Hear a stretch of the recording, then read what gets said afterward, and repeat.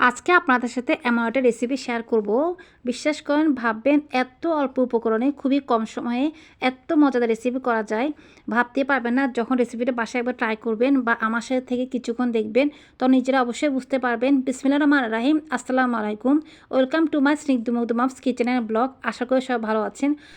গতকাল রাতে যখন দেখেছিলাম বাসায় সকালে ব্রেকফাস্টে রুটিগুলো শেষ হয়েছে, আমি বুঝতে পেরেছি আজকে সকালে আমার মানে একটা জগা খিচুড়ির অবস্থা হবে। কারণ আমি ম্যাক্সিমাম সময় রুটিগুলো রাতে বেলে রেখে দিই ফ্রোজেন করে, তাহলে সকালে আমার তাড়াহুড়ো খুব কমই হয়। তো যেহেতু আমি জানি আজকে একটা অবস্থা জগা খিচুড়ি হবেই, এই জন্য আগে একটু আমি বিরিয়ানি ডিপ ফ্রিজে রেখে দিয়েছি। যেহেতু বড় ছেলে 10টা বাজে একটু বাইরে যাবে একটা কাজে, তো ওকে আমি বিরিয়ানিটা গরম করে দিয়ে দিয়েছি। এখন ছোটো ছেলে পড়ছিল, আর এখানে আমি আর হেল্পিং হ্যান্ডকে নিয়ে রুটি বানিয়ে নিচ্ছি। তো ওর যদি রুটি বানাবোই, তো আমি যেহেতু অল্প রুটি বানিয়ে রাখতে পারি না বা সকালে তাড়াতাড়ি বানাতেও পারি না, এর জন্য প্রায় আমি এখানে 1 সপ্তাহের জন্য রুটি আটা করে নিয়েছি। তো আজকে আমি করেছি, আমি সবসময় লাল আটাই খেয়ে থাকি, আপনারা অনেকে নিশ্চয়ই দেখেছেন। তো আমি কি করি, লাল আটা আর সাদা আটা প্রায় মিক্স করে ফেলি। তো এবার আসলে আমার মিক্স করার সময় লালটা 1 প্লেট রয়ে গিয়েছিল, যার কারণে দেখা যাচ্ছে আজকে রুটিগুলো বেশি আর লাল দেখা যাচ্ছে। তো আমি আটা করে দিয়ে খুব ভালো করে একটু মথে দিয়েছি, মথে গোল বল করে রেখে দিয়েছি।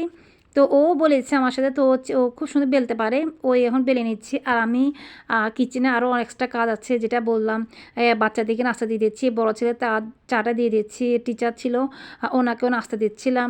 এই কাজগুলো করে যাচ্ছিলাম, কারণ সকালে আসলে এতগুলো কাজ রুটি করতে করতে করা যায় না। এটা নিশ্চয়ই সব আপুরা অবশ্যই জানেন, কারণ আর যারা সকালে ব্রেকফাস্টে রুটি খান বা রুটি পছন্দ করেন তাদের জন্য তো এই কাজটা একটা বিশাল বিশাল ব্যাপার, যেটা আমার কাছে অনেক বিশাল মনে হয়। কারণ রুটি বানাতে অনেক বেশি সমস্যা হয়। তো আমি ভাবছিলাম আসলে একদিন সময় করে একবার রুটি মেকারটা কিনে নেব। দেখা যাচ্ছে আসলে কিনতে গেলে একজন একরকম রিভিউ দেয়, এই রিভিউর কারণেই মানে মাঝে মাঝে ভয় হয়। তো আসলে আপনারা কি বলতে পারবেন যে রুটি মেকারটা আসলে অনেক ভালো, যেমন নষ্ট হয়ে যায় না বা অনেক সময় রুটি নাকি সুন্দর হয় না? যদি কেউ বলতে পারেন প্লিজ কমেন্টসে জানাবেন, অনেক বেশি উপকার আসবে। শুধু আমার না, অনেকের উপকার আসবে কেউ কমেন্টসে জানা দিলে।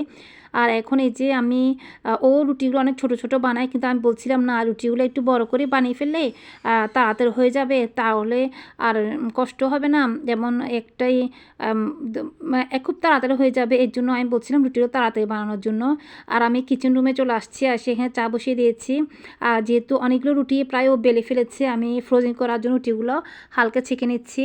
কারণ রুটিগুলো আজকে আমার একটু নরম হয়ে গিয়েছিলো, আটাটা যদি একটু ফ্রোজেন করে না রেখে ছেঁকে তাহলে দেখা যাচ্ছে লেগে যেতে পারে একটার সাথে একটা। তো কষ্টের রুটি যদি একটার সাথে একটা লেগে যায় তাহলে তো সবার কাছে অনেক বেশি খারাপ লাগে, আর আমার তো মারাত্মক মারাত্মক খারাপ লাগে। মনে হয় যদি একবার নাস্তা নাও করি আমার কষ্ট লাগবে না, কিন্তু রুটিগুলো নষ্ট হয়ে গেলে খুব কষ্ট লাগে। এই যে সবগুলো রুটি আমি খুব সুন্দর করে ছেঁকে ফ্যানে একদম শুকিয়ে নিয়েছি, নিয়ে ভাজ করে নিয়ে এসেছি। আমি এখন একটা বক্সে ফ্রোজেন করে রেখে দিব। তার আগে আপনাদের সাথে শেয়ার করছিলাম এখানে প্রায় অনেক রুটি হয়েছে।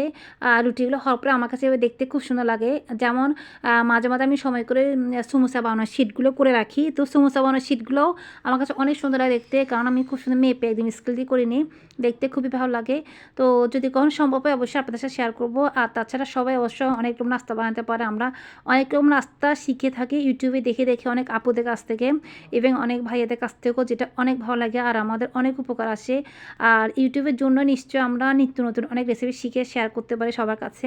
তো এতক্ষণ যারা আমার সাথে রুটি বানাতে ছিলেন তারা অবশ্যই একটা লাইক করবেন, সাবস্ক্রাইব করে পাশে থাকবেন আর আমার সাথে থাকুন। দেখুন আমি কীভাবে খুবই স্পেশাল মশলায় একদম কম উপকরণে খুব মজাদার করে খাসির কলিজা ভুনা করতে পারি, সেটা শেয়ার করব। তো আমি খাসির কলিজাগুলোকে খুব ভালো করে ধুয়ে কিছু চর্বি ছিল ফেলে দিয়েছি বলতে কিছু চর্বি আর কিছু মাংস নিয়ে আমি নটের জন্য খিচুড়ি বসিয়েছি। কারণ যেহেতু ওয়েদারটা একটু বৃষ্টি ছিল, ওরা বাইরে যেতে পারবে না, আর ও তো বাইরে কিছুই খায় না, তো খিচুড়ি খুব পছন্দ করবে। আর এখানে আমি সব ধরনের মশলা দিয়ে সিদ্ধ বসিয়ে দিয়েছিলাম আর বারাবার নেড়ে দিচ্ছিলাম। আর এখানে নিয়েছি আমি এখানে মিষ্টি জিরা ছিল, আস্ত জিরা ছিল, কালো জিরা ছিল, আর আছে এখানে আজওয়াইন আর রাঁধুনি।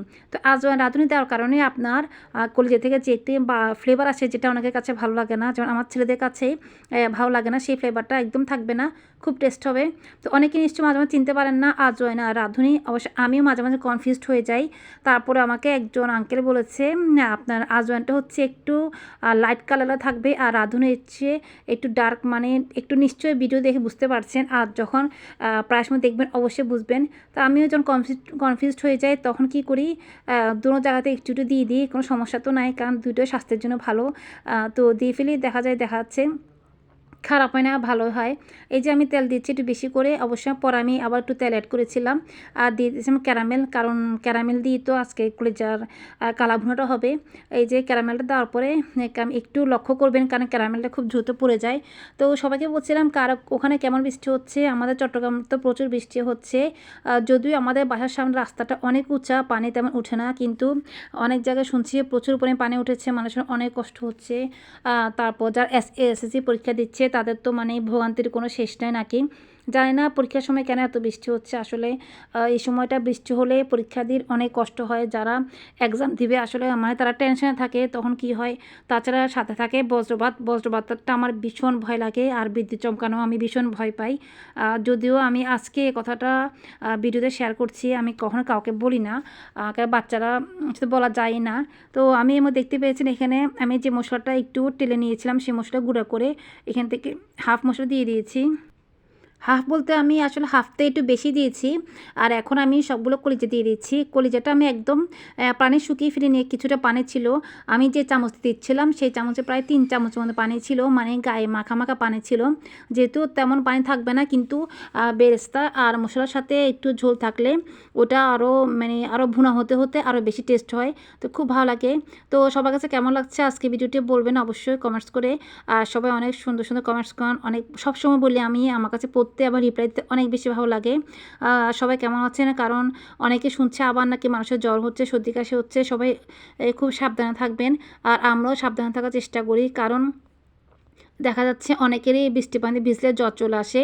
অনেকে বলতে সেই লিস্টের তালিকায় আসলে আমরাও আছি, একটু বৃষ্টিতে ভিজলে জ্বর চলে আসে। তো আমি এখানে একটা টিপস বলতে পারি, আমাকে আমার একজন হেল্পিং হ্যান্ড শিখিয়েছিল। বৃষ্টি থেকে ভিজে আসার পর যদি আপনি সঙ্গে সঙ্গে বাসায় এসে শাওয়ার করে ফেলেন, তাহলে কিন্তু জ্বরটা আসবে না। সর্দি কাশি থাকলেও থাকতে পারে, থাকেই না অবশ্য, আমি অনেকবার দেখেছি। আমি যেমন আজকেও বাইরে গিয়েছিলাম, আসার পর আমি আর ছোটো ছেলে আমার সঙ্গে সঙ্গে শাওয়ার করে ফেলি, দেখা যাচ্ছে মোটামুটি মাশাআল্লাহ ভালো লাগছিল শরীরটাকে। অন্য সময় দেখা যায় যখন বৃষ্টিতে ভিজে আসি, গোসল পরেটা করি, শাওয়ার পরে করি, তাহলে দেখা যায় যেমন একটা কেমন শরীরটা খারাপ খারাপ লাগে। তো এই যে কথা বলতে বলতে আমি প্রায় লাস্ট পর্যায়ে চলে আসছি, নিশ্চয়ই দেখে বুঝেছেন। আমি আরেকটু যে গুঁড়া মশলা ছিল সেগুলো ছিটিয়ে দিয়েছি উপরে, ছিটিয়ে আমার লবণটা কম হয়েছিল, আমি একটু লবণও দিয়েছিলাম, দিয়ে ঢেকে চলে গিয়েছিলাম। তো এখন আমি এগুলো আবার নেড়ে দিচ্ছি, প্রায় এভাবে আমি একদম চুলাটা ডিম করে রেখে দিয়েছিলাম 10 মিনিট। 10 মিনিটের মধ্যে উপর থেকে অনেকগুলো তেল উঠে এসেছে, আর খুব ভালো লেগেছে। আর এখানে একটা কথা বলি, একটা আপু আছে, ওনার ভিডিও দেখি উনি এত সুন্দর সুন্দর আসলে রেসিপিগুলো দেয়, আমার শুধু দেখতে ইচ্ছা করে, কিন্তু আমি নিজে ভাবি আসলে উনি মানে আপুটা কোন রেসিপি রেখে কোন রেসিপি করবো বুঝতে পারি না। এমনিতে সবাই খুব সুন্দর রেসিপি দেয়, খুব সুন্দর ব্লগ দেয়, সবারটা খুব ভালো লাগে, শুধু আপুটা এমনি ইচ্ছে হলো জাস্ট এতটুকু বললাম। তো সবার কাছে কেমন লেগেছে আবার বলছি, সবাই অবশ্যই কমেন্টস করে জানাবেন। সবাই অনেক বেশি ভালো থাকবেন। আর বর্ষাকালটা কার সবচেয়ে বেশি প্রিয়? আমি তো বলেছি আমার শীতকালে বেশি প্রিয়, তারপর বর্ষাকাল, আর গরমকাল মোটেই প্রিয় না, কিন্তু তারপরেও একটু ভালো লাগে। এই জাস্ট আজকের মতো এখানে কথা বলতে বলতে বিদায় নিব। আর সবাই অনেক বেশি ভালো থাকবেন, আর একবার হলে বাসায় ট্রাই করার চেষ্টা করবেন। আল্লাহ হাফেজ।